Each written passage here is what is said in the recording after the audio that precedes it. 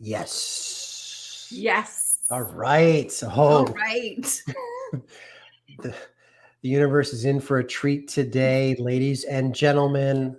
Nicole Nattrass is joining me today. My sister from another mister.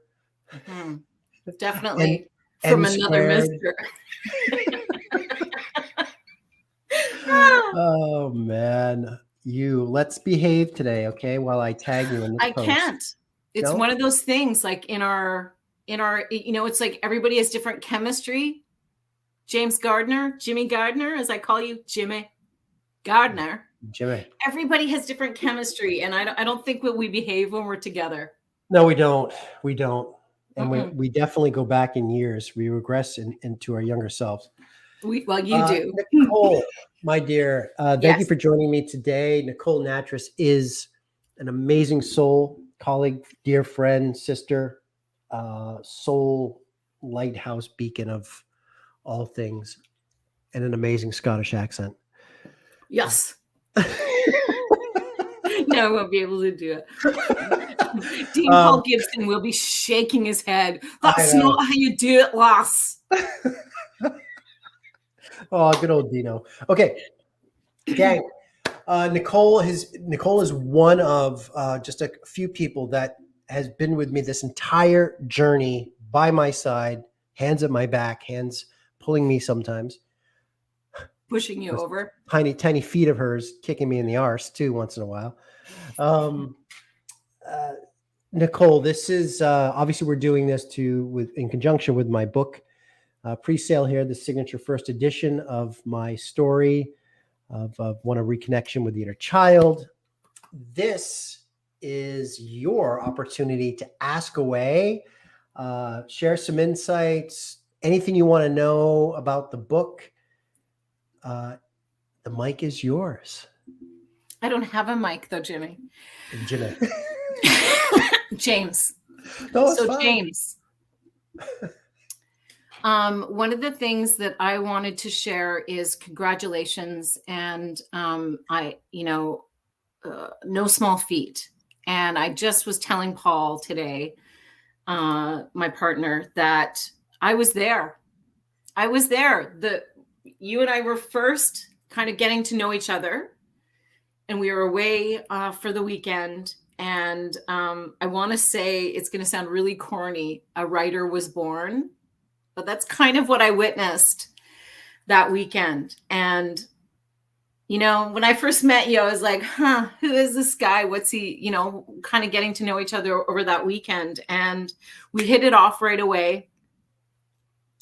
And I remember at the end of that writing weekend, you sharing some of your writing, and Tina and I both kind of looking at each other, and Dory looking at each other going,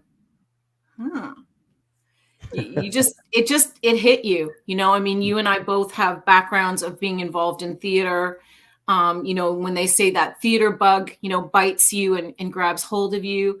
I have watched you over the last year and a bit, have writing grab you so hard, and congratulations. It is tough. It is, as you know, committing to the writing process every day.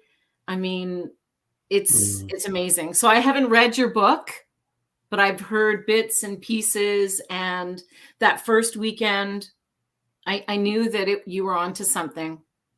I think that you have a natural ability to write.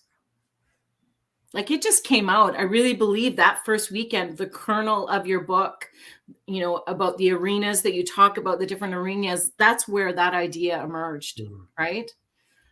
So I guess I'm curious about, was there a lot of behind the scenes, angst? What was your ritual? Because I know you're pretty big on the morning ritual of writing. I'm really curious about, being a dramaturg and being a writer myself, what that experience was like for you.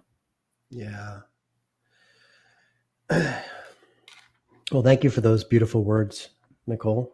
And I just want to say, I forget that was the weekend that I first met you, because I seem like I've known you forever. And that you just reminded me, like, I didn't actually really know you. I knew of you, but I didn't know you. Yeah. So, and we ended up just getting really intimate really quickly in a really Hey, whoa, watch yourself now.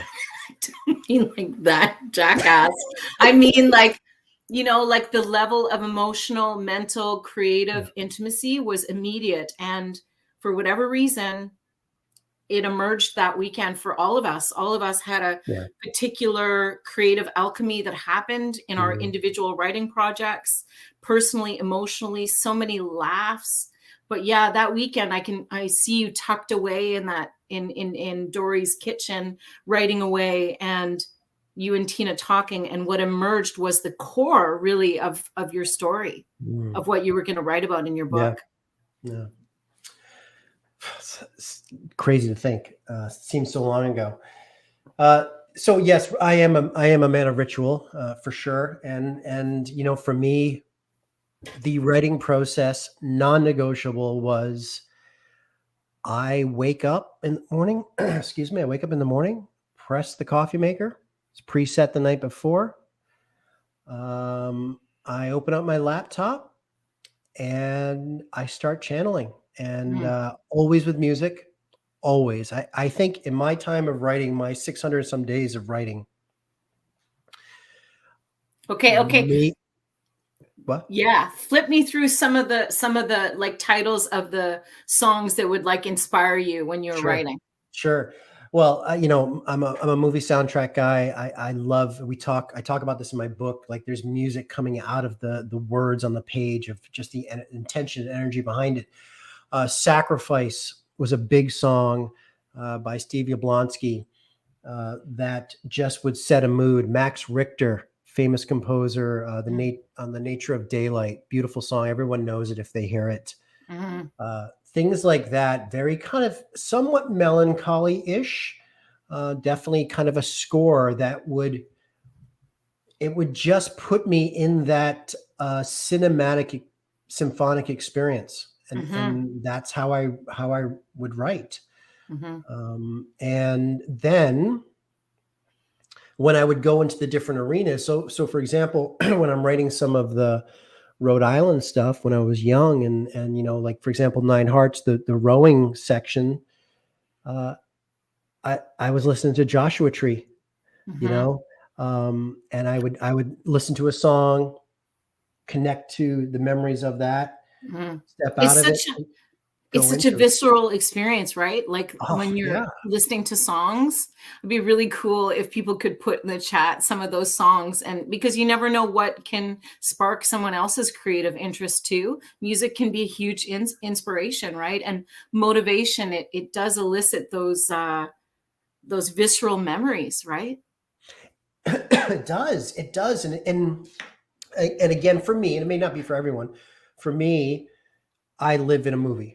You know, that's a realization. Every day is a movie, and I have a soundtrack every day. And so having music as I'm sitting here writing, it's the music is the backdrop of the words in the scene. And it just helped that creative process for me. And there were times, Nicole, too, in this, you know, ebb and flow of stories, you know, where there's some dramatic moments, and it's just like, fuck, the music's swelling and I'm writing and I'm like, oh my God. Like, you know, it really just makes it alive. When you hit that, oh my God, Jimmy, how did you move through that? When you hit those, oh my God moments, like as a writer, how do you move through those moments? Well, sometimes I gracefully flow through those moments, and you'll know this as a writer yourself. We have those moments where like, this is fucking gold. Like, we just know it. You know it with every fabric of your being. Like, that's truth. That lands. That dances. It sings.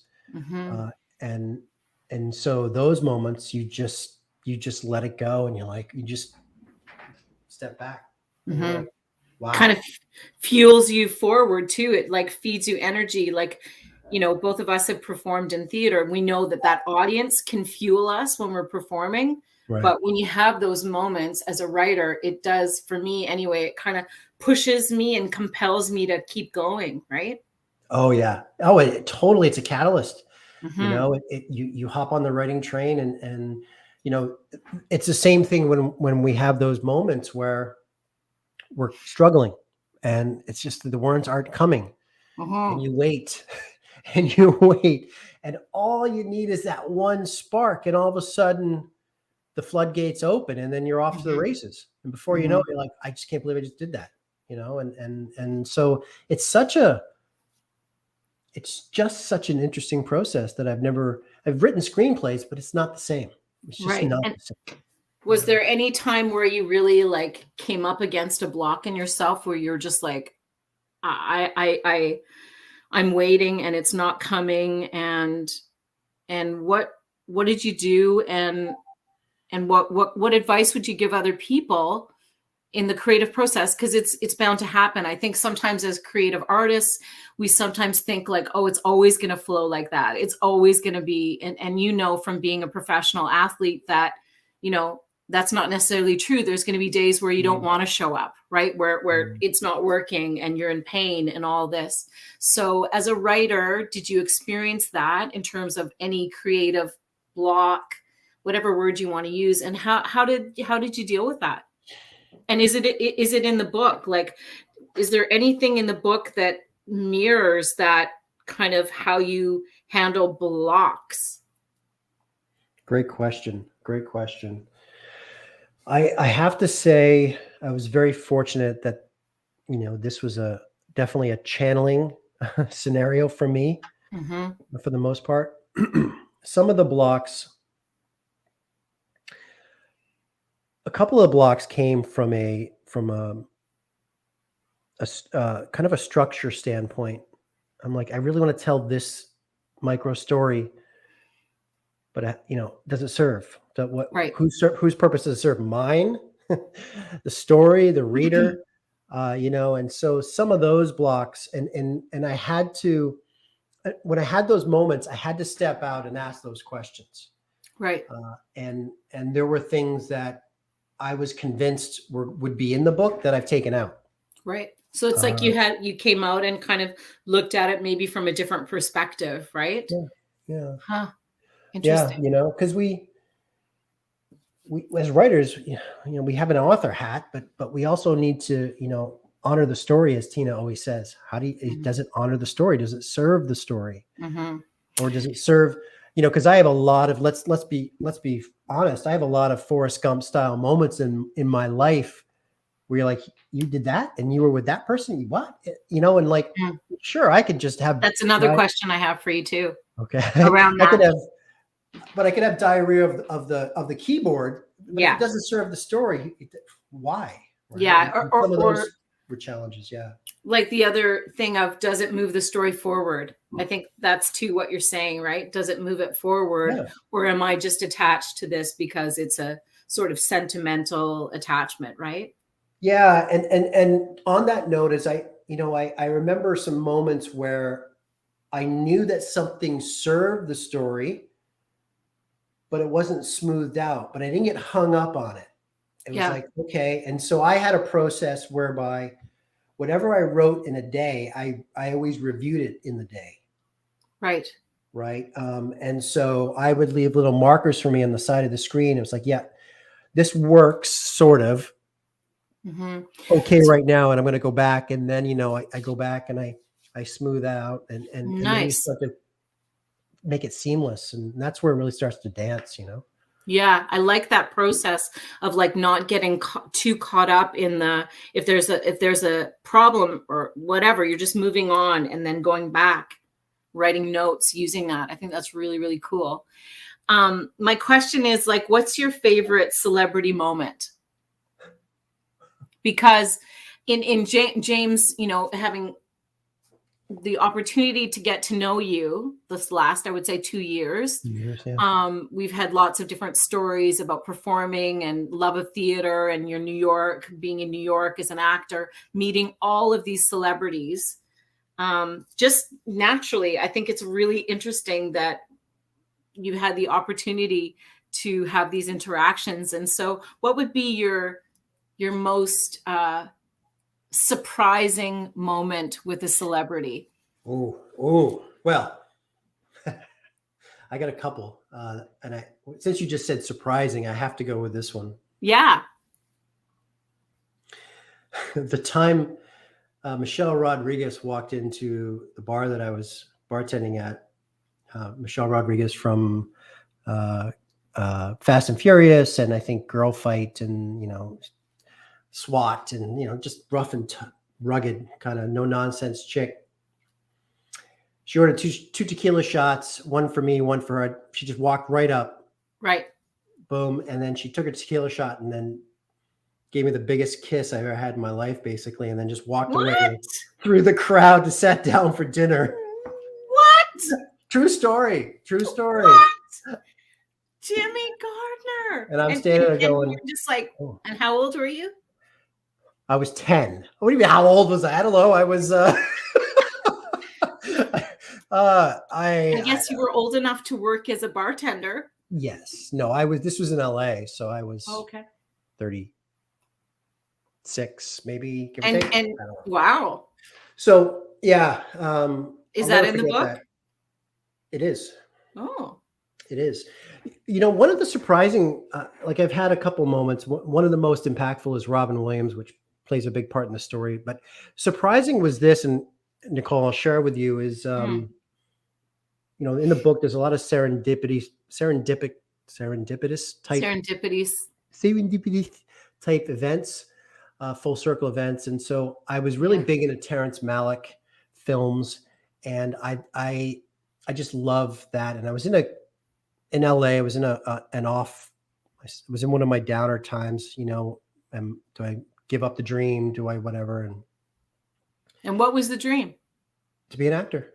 Yeah. To be an actor. Yeah. Yeah. To be famous, I should say. To be a famous actor. Right. Yes. Big distinction there.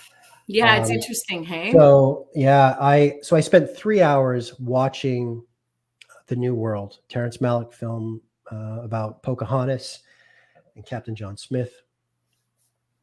And 3 hours with Colin Farrell as lead. And I remember when I lose myself in a film, it stays with me, as we all know, films that move us stay with us. Yeah. And so I was living that fantasy as I was driving to work, and I was just like, wow. And, reflecting on my own life. And so I go into work, and I was managing this really swank place, new place on La Cienega Boulevard.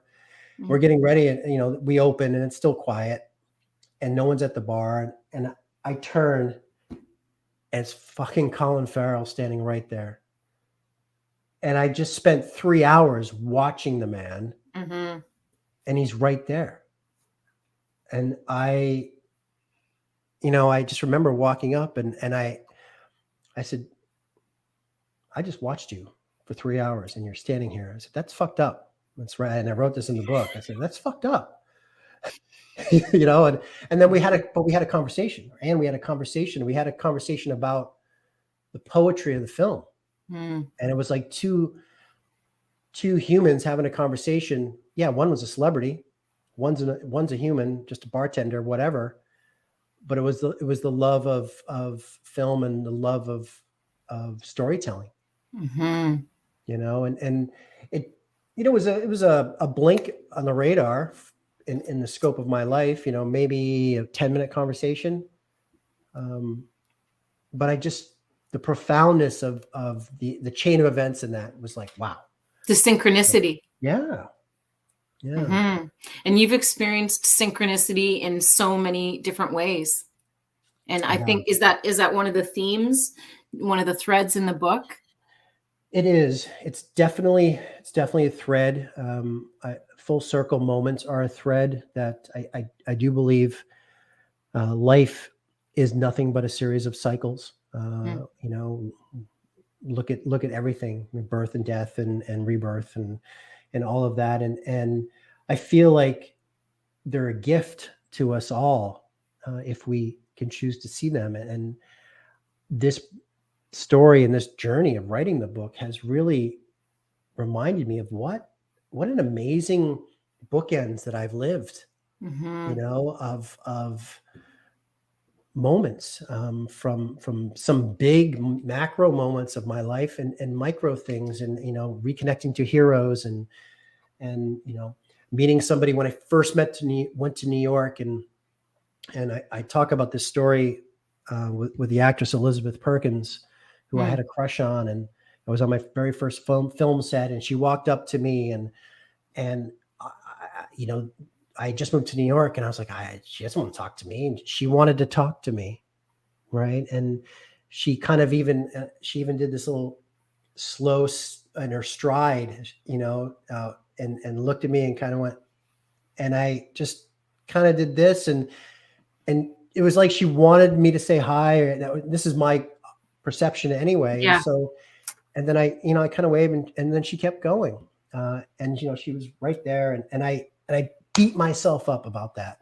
I was like, celebrities, like everyone's a person, come on. So what, she was in Big with Tom Hanks, and you were like, oh, right. And she was my rainbow, somewhere over the rainbow starlet that, drew me back to my childhood and Judy Garland days, right? She had this very classic look. I never forgot that. And yeah, my first year in LA, go up the escalator into the mall. Who walks around the corner? Elizabeth Perkins. This was 13 years later. Well, be damn sure I fucking struck up a conversation with her. Yeah. And I remember it, it's like, those are like, this full circle moments are a gift. It's a gift. We always want to go back in time. Well, full circle moments, they're there. That brings us back. It's the bridge that brings us back. Well, it's like going forward and doing the complete. Yeah, you're right. It's like doing the complete circle, right? The synchronicity brings you back to that complete circle. I think it's really interesting too that, this idea of when we meet celebrities, or even, as an actor auditioning, I remember as a young actor, someone saying to me, well, whoever it is in front of you, casting director, actor, they're just a human. I remember, what? Like having that kind of awareness of like, oh, right, they're just a human. It's two souls speaking to each other. It's two humans sharing something. And once, for me, when the creative magic or the creative flow is involved, nothing else exists. It's this exchange, right, of creativity, of wisdom, of the moment being present. And I think this really, it's really interesting, really, really neat about remembering the humanity. Conversation is a big thing. I shared this morning on an interview. And this is not about name dropping, but when I connected the dots about, at the end of the day, it's conversation. Doesn't matter if you're a celebrity or not. I was on the set of Law and Order Special Victims Unit doing a day player, and Ice-T, Mr. Cop Killer, was sitting there with his legs up on the table in between takes, and he's talking to a bunch of us, and he's just what about the Yankee game last night? Like, oh my God, like da, da, da, da. And then we talked about music and the impact of music on the youth of the day. And it's like, that's when the light bulb went off. And I was like, it doesn't matter. Everyone, like, we just want to have a connection. We want to talk. We want to connect. Yeah. It's just where, there's some common denominators that bind the human race, and the different careers and personas of the human race. And so you're sharing some of that wisdom, right? From your experience in All In with Love, My Journey to the Hero Within. It's beautiful. And thank you. I can't wait to really read this full book, Jimmy Gardner. I have a special surprise for you today. You do? Ready for your surprise? What? Who's that? That's the Yoda. It is the Yoda.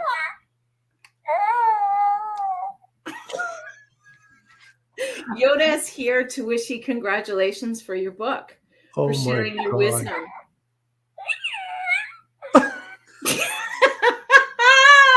Come on, Oh, Jimmy. oh, Captain Seeley, look at you go. What is Yoda? Oh. What's Yoda saying? Will Yoda buy a book is the question. Yes, Yoda's already purchased 14,000 copies. Right? What is Oh, what is the wisdom if you could do your best Yoda wisdom?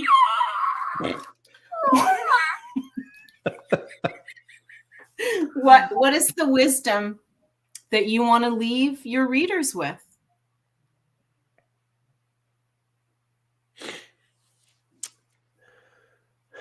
can you put him down, please? He's not happy with you, Jimmy. Oh, that's okay. I'm a Star Trek guy. You Star Wars people can go screw yourself. Well,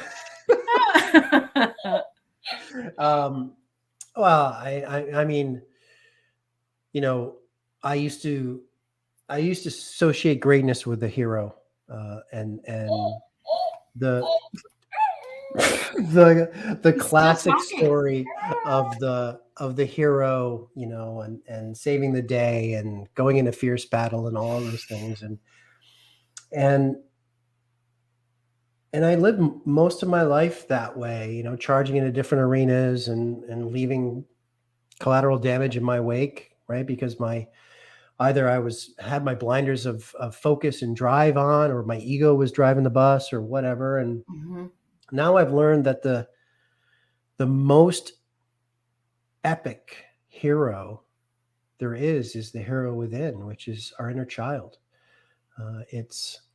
It's one that lives with zero expectations, one that lives with the air of possibility, the wonder in each day, the life is pure. This is my truth. I'm curious. I seek adventure. I want freedom. That to me is a true hero. And I feel that this world would be better off if we all walked hand in hand with our younger selves. I do. And I guarantee people that do that will have a different set of lens or a different set of eyes on the each and every day as it unfolds. And it's a beautiful place to be, and it's a beautiful place to live in that world. Yeah. That's beautiful. I think that's very, very wise.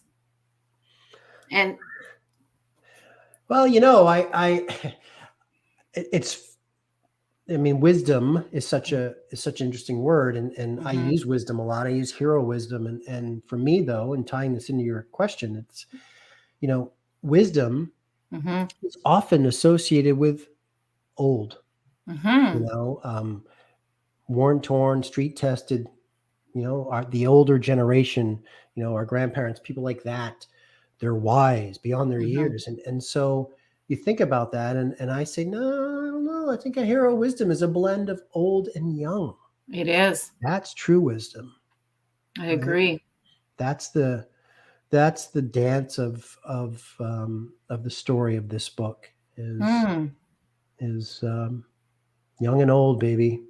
Young and old, baby. I love that. You know me. I feel like I have a real young, connected to young energy, and yet at the same time, I remember being told as a kid, like, you're too serious, you know, and so this young and old has always. I think that's maybe how you and I connect too, is that we have that ancient and I don't want to say infant. But childlike wonder at the same time, right? Yeah. And that's how we connect. That's certainly, when I think of that first weekend of you writing and us meeting each other, that's what it was like. We were all in deep, talking about a lot of deep stuff, and there was a sense of ancient kind of wisdom, older wisdom, and yet at the same time completely playful and fun and full of wonder and curiosity, right? Yeah, I mean, Nicole, when the four of us get together, Mhm. it's childlike carnage is really what it is, right? It It's is. amazing. It's amazing, and I guess not. I guess it's just I don't say that. I say it so that everyone realizes that look for the children around you and the Mhm. adults you're dealing with. Like we know the speak we're the sum of the five people we hang around most. True. Make sure those five people are walking with that blend of hero wisdom. Mhm. Your life will be richer for it, for sure. Beautiful. Thank you for inviting me on to your live, Jimmy Gardner. Jimmy, you're the Cheers only to person. you, You're the only person that calls me Jimmy. Jimmy. Jimmy Gardner, Oh yeah, it's New Jimmy. York. How would you do you spell Jimmy? Would there be an accent or something over the Mhm. Jimmy? Like how would you No, do it's that? just Jimmy Gardner. Okay. You know, it's like you're Um, from New York. You know, Nic- Nicole, yeah. before we sign off, I'm going to put you on the spot. Can you, in honor of my Scottish sage, who Oh has a no. big role in this book, Hmm. can you say something to me wise, as a Scotsman would say? Um, sure. Thanks, Jimmy. I'm gonna send this to Dean Paul Gibson right after, so he can That's be for like, the, this is "What's for the the Yoda. worst Scottish accent I've ever heard?" Um, Crap. I would say, you know, uh, if you don't eat your meat, you can't have any pudding. No, is that why? That's a, it's a Pink Floyd That's Pink lyric. Floyd, but that works. Does that That work for works. you? Yeah, you clown. That's the first thing that came to my bloody mind, putting me on the spot. Me and Yoda, right? He doesn't speak. Thanks for Yeah. having me. Thank you, Nicole. No, I appreciate you. Appreciate the support. For all of you, gang, thank you for tuning in, or whenever this finds you, little snippets. And this is what this is what these are designed to do, is just give you some insights into the different textures of All In With Love, My Journey to the Hero Within, which is available now. 6 weeks, pre-sale, signature first edition. You can be a founding hero in the book. Your name will be forever immortalized in the back of the book as I move forward into publication and, of course, speaking and traveling and all these things in the playground of the world. Nicole, I'm thank excited you. for you for the next chapter. Yeah. Have Me you too. started writing another book yet? Don't answer that question. That's one of those annoying questions that they would have, right? Right, like when you're an actor and you just finish a show and they're like, "So what are you doing next?" I know. I'm like, take a vacation. I will say, though, I Hmm. will say on that note, I've realized that I could write. I could be happy just writing off the grid somewhere and I doing believe my it. thing. And yeah, like I do enjoy the process. I Mm. love it. Yeah. It So loves you. thanks, Nicole. Love you, brother. Love you, sis. All right. Mad love to the courageous. Need your support. The inner child needs your support. Peace. Bye, Baby Yoda. Bye.